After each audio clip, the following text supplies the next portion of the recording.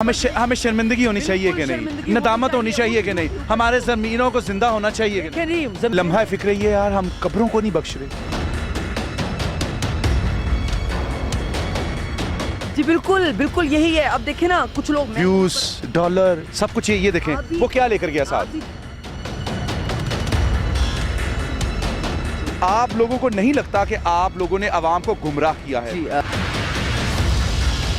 गलत नहीं किया। देखें, मैं अपने मौक़िफ़ से नहीं फिरा। मैं कह रहा हूँ भाई, धमक महसूस हुई, मैंने वो दिखाया, कुछ गलत जिद ना दिखाया। जिद ना करें, आप चैनल पे आके विजिट करें। अस्सलाम वालेकुम नाज़रीन, आपका मेज़बान रहमान चौधरी आप लोगों की खिदमत में हाजिर है। और इससे पहले मैंने एक वीडियो बनाई जिसमें मैंने ये बताया कि यूट्यूबर्स ने शब्बीर की कब्र के साथ क्या किया है। कब्र कुशाई हुई, कब्र के अंदर से कुछ नहीं निकला, वैसे ही कफन में उसकी लाश मिली। अल्लाह ताला उसके दर्जात को बुलंद करे, उसकी आखिरी मामलात को आसान करे और उन तमाम यूट्यूबर्स को जिन्होंने इसके ख़िलाफ़ प्रोपेगेंडा किया उनको भी हदायत दे। लेकिन ये भी वो यूट्यूबर्स में शामिल हैं जिनका ये कहना था कि कब्र के अंदर से आवाज़ आ रही है। इनका मौक़िफ़ आज क्या है कब्र कुशाई के बाद, आइए इनसे जानते हैं।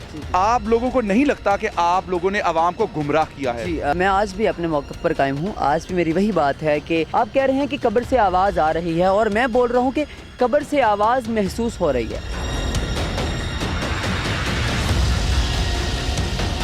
को लगता है कि महसूस करने में और बिल्कुल सुनने में इन लोगों को पता चल सकता है। अगर नहीं भी पता तो शायद इस वीडियो से आपकी तवज्जुह से ये बात उन तक पहुंच जाए कि महसूस करने में और आवाज़ सुनने में बहुत फ़र्क होता है। नहीं, मैं लम्हा फिक्र ये यार, हम कब्रों को नहीं बख्श रहे। जी बिल्कुल बिल्कुल यही है। अब देखें ना, कुछ लोग व्यूज, डॉलर, सब कुछ ये देखें वो क्या लेकर गया साथ।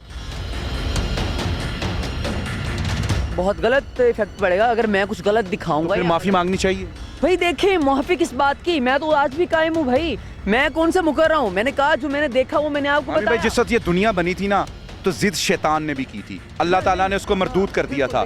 तो अगर इंसान से गलती हो जाए तो मेरे ख्याल में मांगने वाला। गलती इंसान से होती है, लेकिन एक सहाफ़ी का जो काम है वो है सच दिखाना। सबसे पहले झूठा आपने बोला। झूठ नहीं बोला, सच बोला। झूठ नहीं बोला, सच बोला। झूठ नहीं बोला, सच बोला। हमें शर्मिंदगी होनी चाहिए कि नहीं, नदामत होनी चाहिए कि नहीं, हमारे ज़मीरों को जिंदा होना चाहिए कि नहीं। ज़मीर तो इस वक्त जो है सियासतदान हैं, लोग हैं, जितने भी ओहदेदारान हैं, ज़मीर तो उनके मुर्दा हो चुके हैं।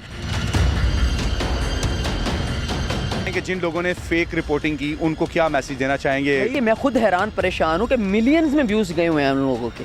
क्यों गए हैं? झूठ बोला उन लोगों ने तो गए हैं ना।